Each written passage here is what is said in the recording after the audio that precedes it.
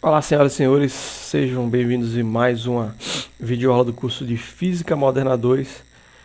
E hoje nós vamos concluir as aulas dessa semana, juntando toda aquela discussão que a gente fez nas duas aulas anteriores, de conteúdos extras, que eram o operador de momento e as coordenadas esféricas. Vamos juntar essas duas discussões no foco do problema, que é as equações de Schrödinger para o átomo de hidrogênio. Então nós vamos retomar a discussão que está no conteúdo, no livro de conteúdos, agora dessa vez munidos do conteúdo, dos conceitos que a gente discutiu nas aulas anteriores, que foram dessa semana, certo?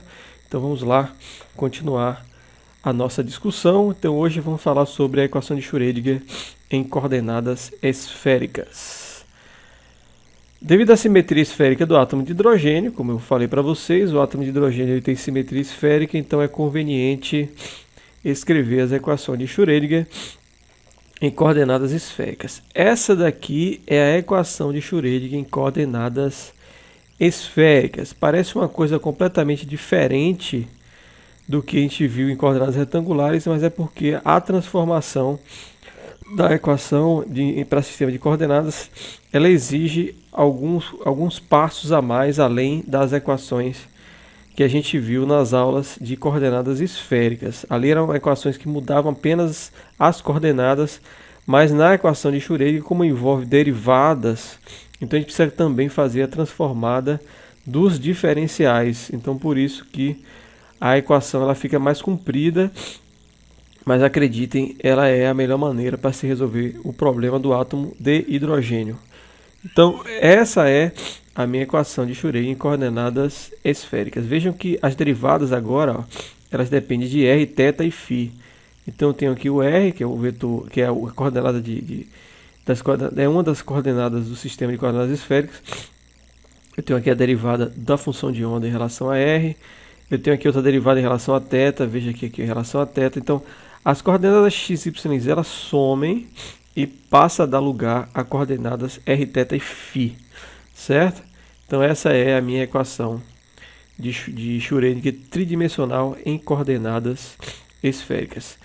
A mesma forma, a gente consegue extrair os operadores usando o mesmo raciocínio que a gente usou nas discussões anteriores, né? Olhando para essa equação, o operador de momento linear ao quadrado, PR2, né, na direção de R, vai ser dado por esse elemento, né, que seria essa parte aqui, ó, da equação de Schrödinger, e o operador de momento quadrático, L2, vai ser dado por esse termo aqui todo, certo?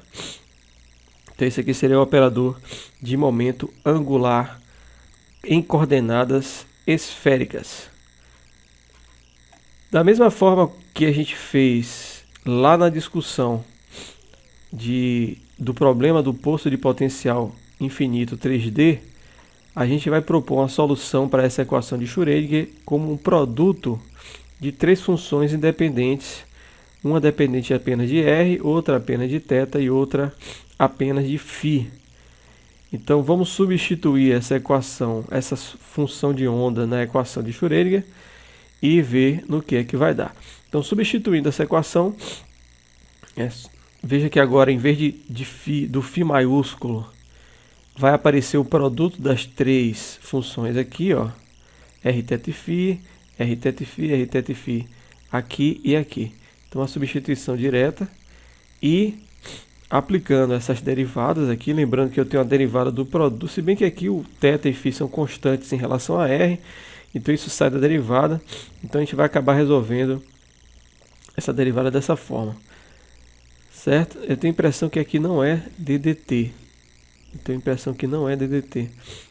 acho que eu digitei errado aqui, tá? Então levem isso em consideração, acho que aqui é R, mas vamos lá, é o R daqui inclusive. Então, aplicando essas derivadas e fazendo as devidas simplificações, notem que as derivadas parciais, né, que é representado por essa letrinha aqui, elas passam a virar derivadas totais, porque agora eu estou derivando uma função que depende somente de uma variável, por isso que ela vira derivada total. Então eu consigo transformar as parciais em totais. E a equação de Schrödinger, após a substituição, ela fica com essa cara aqui. Se eu multiplicar a equação por esse termo, menos 2μ, lembrando que μ é a massa reduzida do meu sistema que a gente discutiu na semana passada. Menos 2μr2 dividido por h cortado ao quadrado vezes r θ e φ, que são as três funções. Se eu multiplicar os dois lados por essa expressão, essa é uma operação algébrica simples, né, que a gente sempre faz em qualquer equação. Então eu consigo separar, veja que coisa interessante, eu consigo separar a equação de Schrödinger em duas partes. A parte aqui do lado esquerdo, veja que ela só tem dependência na coordenada R do meu elétron. Então aqui R, veja que só tem coordenada R e só depende da minha função R maiúsculo, certo? Lembrando que R maiúsculo é uma das partes da minha solução da equação de Schrödinger, né? Da função psi maiúsculo. E do lado direito eu vou ter uma dependência apenas das coordenadas angulares, que é θ e φ. Então veja que aqui aparece dependência com θ e também aparece dependência com φ e das suas respectivas funções maiúsculas, né? θ maiúsculo e φ maiúsculo. Então eu consigo separar essas duas equações. Isso é um feito importantíssimo, né, para poder a gente dar prosseguimento à solução da equação de Schrödinger. Quer dizer, a gente vai conseguir encontrar uma função psi que, substituído na função da equação de Schrödinger, eu consiga manter aquela igualdade. Isso que é resolver a equação diferencial, já falei várias vezes sobre isso, tá? Desde o curso de Moderna 1. Então, se eu encontro uma equação, cujos dois lados, um depende de uma variável e o outro depende de outra variável, então pensem bem. Cada lado, quer dizer, o lado da equação, por exemplo, o lado esquerdo que depende só de R, ele não pode ter um valor que dependa, que no final das contas varie com o próprio R. Vocês conseguem acompanhar. Se você tiver um valor numérico do lado esquerdo que depende de R, então isso pode dar problema com o lado direito, porque o lado direito não depende de R, depende de outras variáveis. Ou seja, como os dois lados são iguais, porque tem igualdade no meio, então esse lado daqui não pode ter um resultado numérico que não dependa das variáveis do lado de cá. Só que o lado de cá também não depende das variáveis do lado de lá. Qual é a única coisa na matemática que não depende nem de uma variável e nem de outra? O que seria isso? Uma constante. Uma constante seria um valor que não varia nem com uma variável nem com a outra. Seria uma coisa neutra, digamos assim. Então, se eu tenho um lado que depende de uma variável e outro lado que depende de outra variável, e esses lados são iguais, então uma maneira de seguir nesse cálculo seria supondo que esses dois lados eles são iguais a um valor constante. E aí eu conseguiria vencer essa questão da dependência das variáveis que são diferentes de lado a lado. Tá certo? Então vamos seguir com esse raciocínio, né?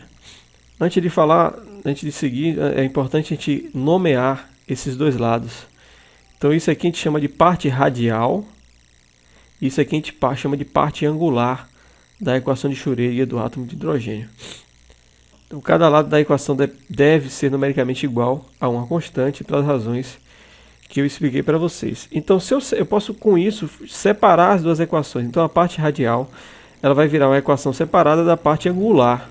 E essas duas equações elas têm que ser iguais a uma mesma constante de ligação. Por razões que provavelmente a gente vai entender melhor no futuro, essa constante foi chamada de L, que multiplica L mais 1. Essa letra L, esse Lzinho aqui, ele vai ter uma importância muito grande nas discussões futuras da solução da equação de Schrödinger, certo?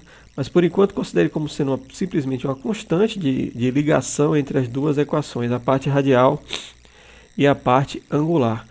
Então, no fim das contas, onde é que nós chegamos no desenvolvimento desse cálculo? Conseguimos propor um modelo físico para o átomo de hidrogênio, que seria duas cargas, uma positiva e uma negativa, ligadas através de um potencial de Coulomb. Com esse potencial, a gente pôde aplicar na equação de Schrödinger, porque ela necessita de uma expressão matemática para uma energia potencial. E como isso tem uma simetria esférica, nós convertemos essa equação para um sistema esférico e através de uma manipulação matemática a gente conseguiu separar em duas equações. Uma equação que vai me dar o comportamento do raio da parte da coordenada R do meu elétron, em coordenadas esféricas, lembrando, e uma outra equação que vai me dar o comportamento dos ângulos da parte angular, quer dizer, como é que aquele vetor R ele muda, né, em termos de posicionamento angular. Basicamente seria isso. Então a próxima etapa agora da solução é resolver separadamente a parte angular e a parte radial. Lembrando que essas duas partes elas são interligadas por uma constante, tá certo? Então é isso aí, a gente termina a nossa semana aqui nessa aula e qualquer dúvida postem lá na plataforma e maiores, se quiser trazer, estudar um pouco mais sobre isso, eu recomendo que faça as contas, né, detalhadamente, pegue lá no material, pegue lá no livro, que tem essas contas com mais detalhes, certo, gente? Então é isso aí, até a próxima aí. Fui!